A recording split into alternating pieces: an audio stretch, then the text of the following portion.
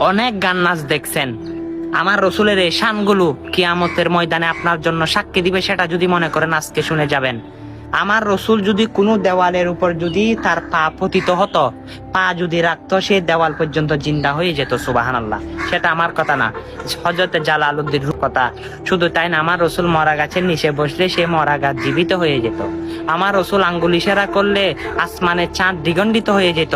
আমার রসুল যদি হাত দিয়ে ইশারা করতো, ডুবন্ত সূর্য উদয় হতো। সুবহানাল্লাহ। আমার রসুল যদি ইশারা করতো, গর্ত থেকে মানুষ উপরে উঠে যেত। আল্লাহু আকবার। আমার রসুল জমিনে বসে জান্নাতের মধ্যে হাত বাড়াইতো। আল্লাহু আকবার। সেটা আমার নবী, যার নাম দিয়েছে সিরাজুম মুনীর, রাহমাতাল লিল আলামিন।